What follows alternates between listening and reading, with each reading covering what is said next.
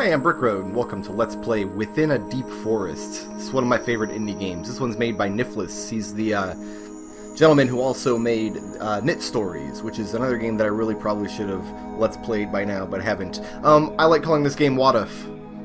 I spell that W-A-D-D-U-F. That's what I'm going to call the ball character in this game. That's his name, Wadduf. I just decided that. The first thing I'm going to do is shut my stupid hole in my face and be very respectful as we watch the introductory cutscene. The year is 2500. The whole world is in ruins. Only a small number of people have survived the war, one of which the infamous and notorious Dr. Cliché. The time machine that he has built has enabled him to travel many hundred years back in time. Here he has been able to complete his most dastardly deed, the building of an underwater laboratory, inside of which he has placed the most powerful bomb the world has yet known. His first attempt failed, and instead led to the creation of a ball, although no ordinary ball. If ever this bomb should explode, the entire planet will freeze and all life will be lost. In this way, Dr. Cliché aims to eliminate beyond all reckoning the possibility of such a future ever coming to pass. Where Dr. Cliché is to be found exactly at present, nobody knows, but rumor has it that the bomb is activated. The world lies in grave danger, that is, unless... So, did that help to set the stage for you here a little bit? I gotta be honest, it wouldn't work for me without the little projector at the bottom of the screen. So this is Within a Deep Forest, and this is a game about bouncing around. You play a little ball. I call him Wadduf, just because it amuses me to do so. And this game is all about the physics of moving this ball around. And the idea is you move him around and get into new levels, and every so often you find new materials for your ball, which give you different abilities, and most of those abilities manifest as changes in the ball's physics. So, really there's only two buttons to the game. You hold down one button, I start flashing white, I start bouncing higher and higher. You hold down the other button, you flash red, and you don't bounce hardly at all. And mastering these two abilities, with all of the different ball materials you get in the game, makes up Within a Deep Forest. And this is, in my opinion, one of the most compelling indie game experiences from the early aughts. This game is... early aughts? What year did this game come out? This seems like research that I probably should have done before I sat down to record this Let's Play, but I didn't do that already, and I'm not going to now, even though I'm surrounded by computers in this room.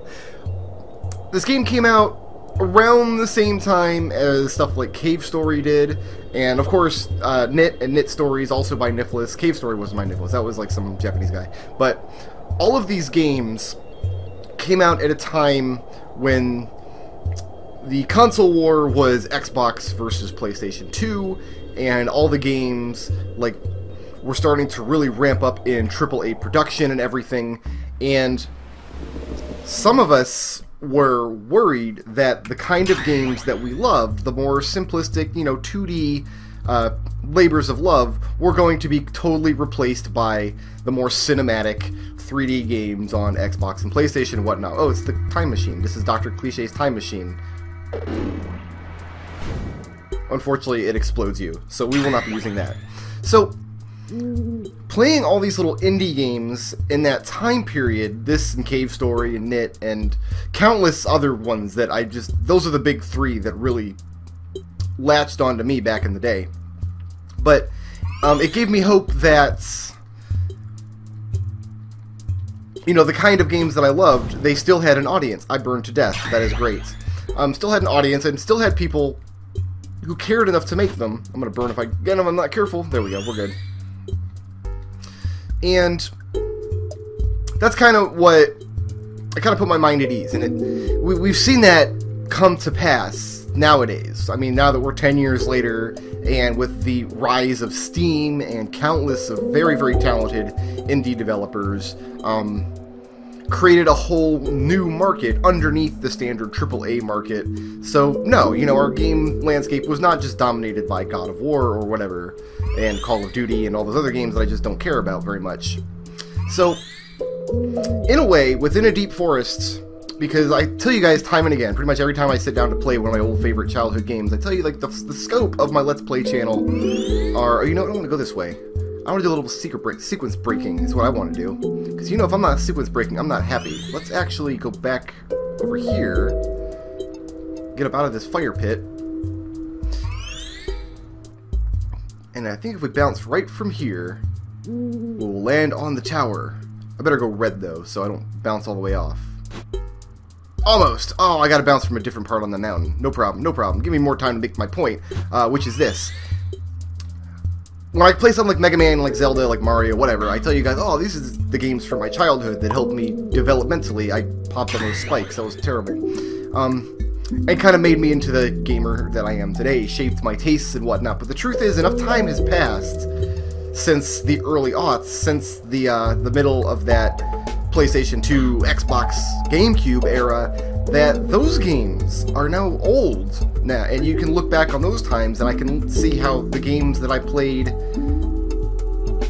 Oh, I want to go from up here, probably. That's what I want to do. And I can look at how those games helped to develop my tastes. And that's where I think a game like Cave Story, which I've already Let's Played, and Within a Deep Forest really come into focus. There we go. That's the stuff. This is what I want to do. You're not supposed to be able to climb this tower yet. I apparently can't climb it anyway, because I'm dumb and also bad at life. So, I mentioned in my It'll Do Let's Play a few months ago that I wanted to change the scope of my channel a little bit, and not just show you guys the old games from my childhood, but also show you guys indie games on Steam, which I think are fantastic, but maybe you haven't heard of, and that's where Within a Deep Forest fits in, because it's kind of in the middle. Yes, it's an indie game that maybe you haven't heard of, and that's fantastic, and you should play it, but also, it's from a period of my life which I was developing my current taste in games, and it helped me to develop that kind of taste in games. Before games like Cave Story and Within a Deep Forest, like the landscape of just browser games, like little flash games and things, anything free to play on the internet was very, very different than it is now, and it's very, very different from any games. Like, games didn't come out for free, basically, back then. You went to the store and you bought a game and they cost $50, and that's just how it was, you know? This is a tricky jump right here. We gotta get right on the edge of this corner and kind of have to roll up the side of that block. That was too late. What I want to do is kind of go red at the last second, because if you're red, I don't want to see you kind of grab onto the wall, but you kind of adhere to corners a little better. So if I play my cards right, I can get up on top of there. I didn't play my cards right. That was the wrong card. That was like the 2 of spades. Looking for the 3 of diamonds here. 3 of diamonds! There we go.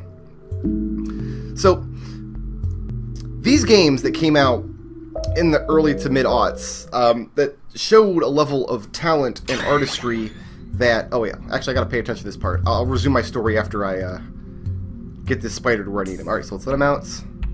We want him to bounce off the blue wall.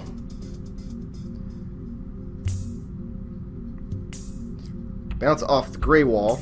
That's bad. I'm terrible at life. Okay, so that spider is going to go back into the wall. But that's okay. It spawns another one. We're fine now. Me and the spider, total bros.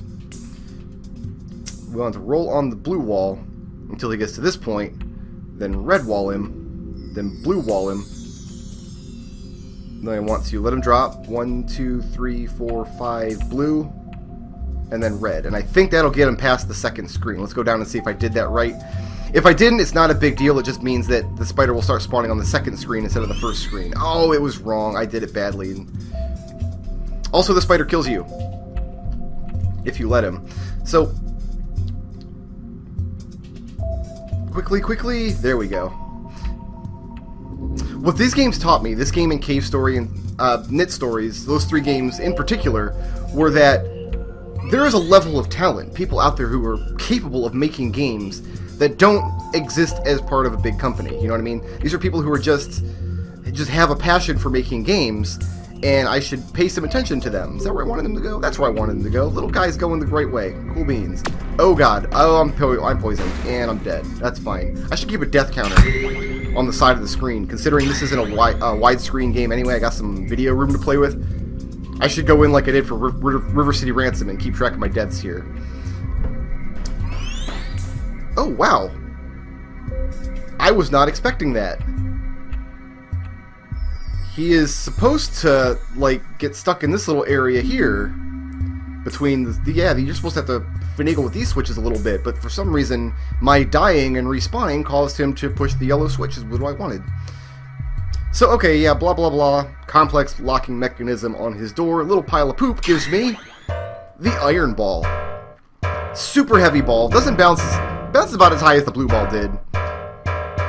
So, this has its uses, which we'll get to. So, let's exit that level. And you can see on the side of the screen there all the different ball materials. There's 10 of them in total, and they map to buttons on the keyboard. This is a keyboard-only game. Oh, wait, no, I want to get the iron ball out. This is a keyboard-only game. I am using joy to key, but because you need to use the keyboard to select which ball you're using, I actually have to have the keyboard in front of me as well. We want to bounce over this, and... Now that I'm iron ball, watcha, I can break that. Minecart level. Alright, this is... This part here. This part here, guys.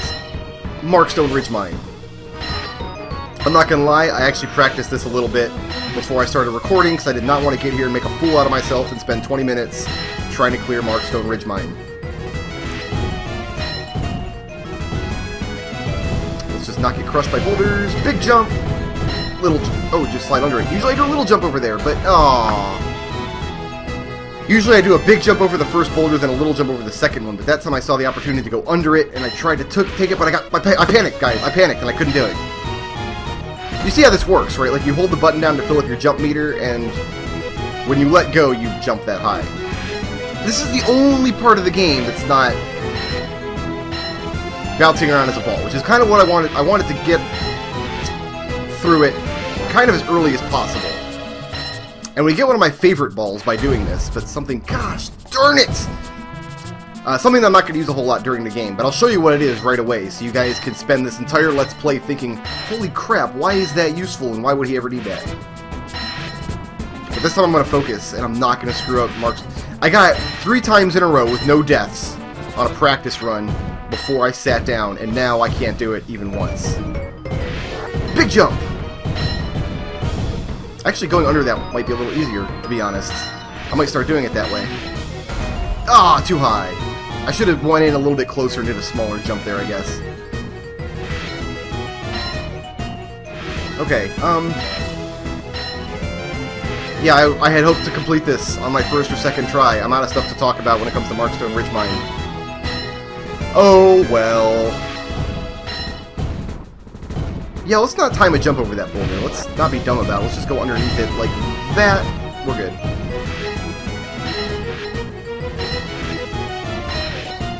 And I think that's it. I think we're done. We're done. That's good. Whew.